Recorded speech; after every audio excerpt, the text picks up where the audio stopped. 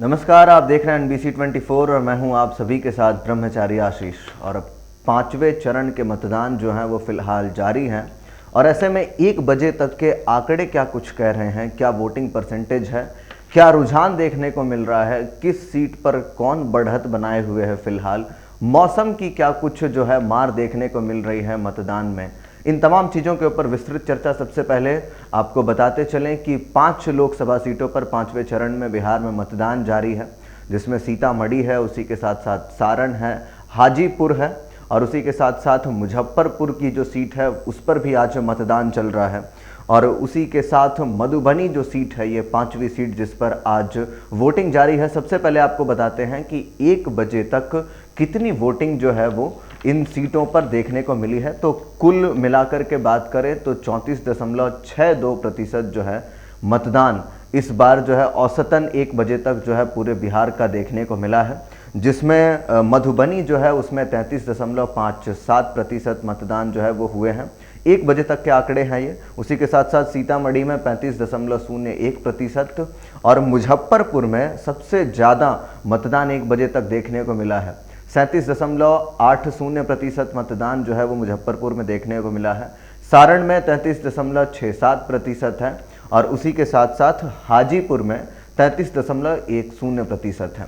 तो सबसे पहले बात करेंगे हाजीपुर चुनाव की, क्योंकि हाजीपुर में जो लगातार कयास लगाए जा रहे थे कि चिराग पासवान जो है वो कद्दावर नेता हैं और कहीं ना कहीं चिराग पासवान की एक पूरी की पूरी पीछे की विरासत रही है, जिस तरीके से पहले उनके चाचा वहां पर थे, उनके पिता की वो सीट रही है कहीं ना कहीं। तो ऐसे में जो कयास लगाए जा रहे थे वो ये थे कि हाजीपुर में ज़बरदस्त मतदान होगा और पूरा का पूरा मतदान जो है वो चिराग पासवान की ओर कहीं ना कहीं ठीक तरीके से जाता हुआ नजर आएगा।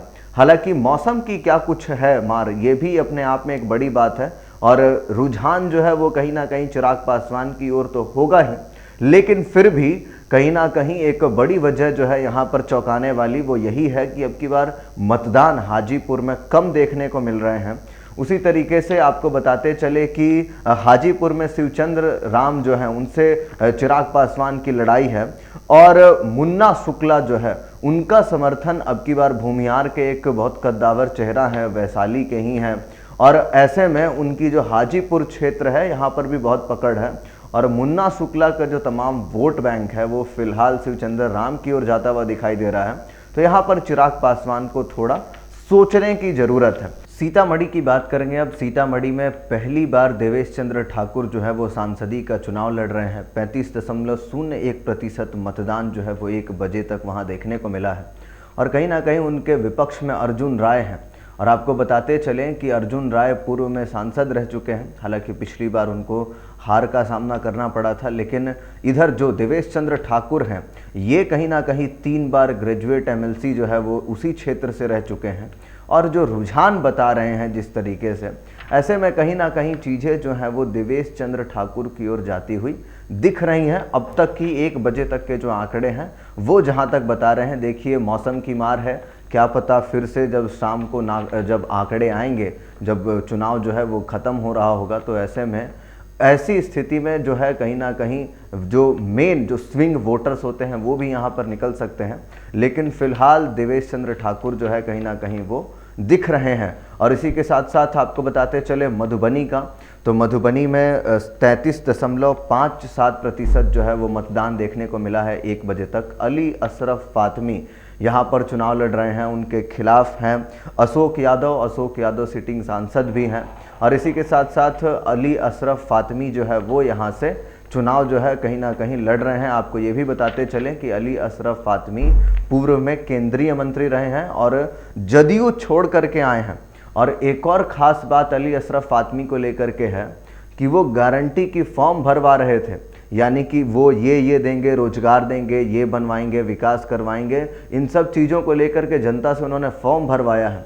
तो क्या अली अशरफ फातमी का जो ये फॉर्म वाला तरीका है ये फॉर्म में लाएगा उनको, ये इस पर नज़रें सबसे ज़्यादा जो है टिकी हुई हैं।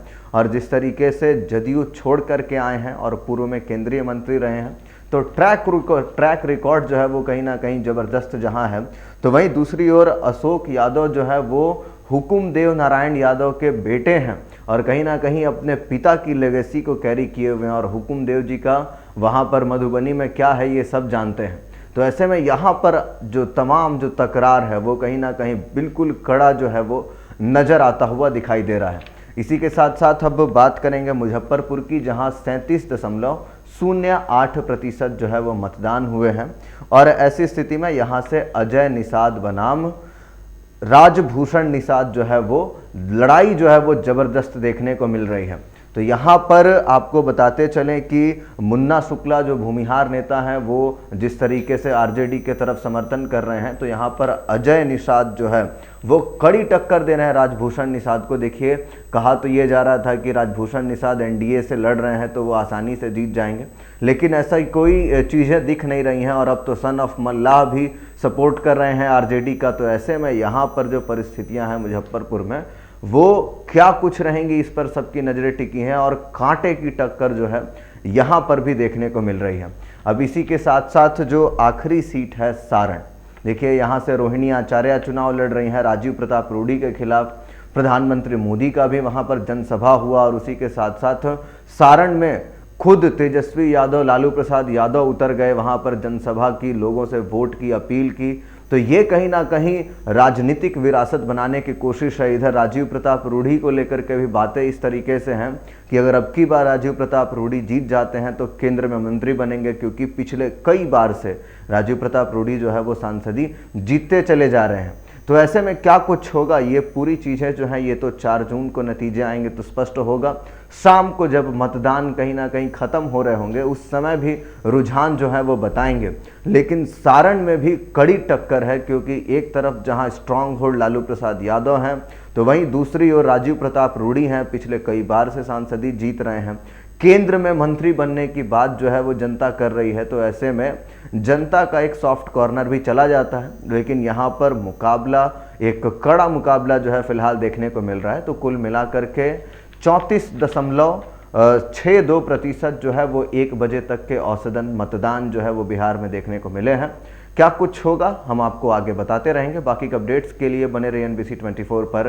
और अगर आप हमारे वीडियो को फेसबुक पेज पे देख रहे हैं तो हमारे पेज को फॉलो कर लें। कमेंट में अपनी प्रतिक्रिया जरूर व्यक्त करें। आपके निर्वाचन क्षेत्र से कौन वहां पर जीत रहा है, आप लोग किसको समर्थन कर रहे हैं। धन्यवाद।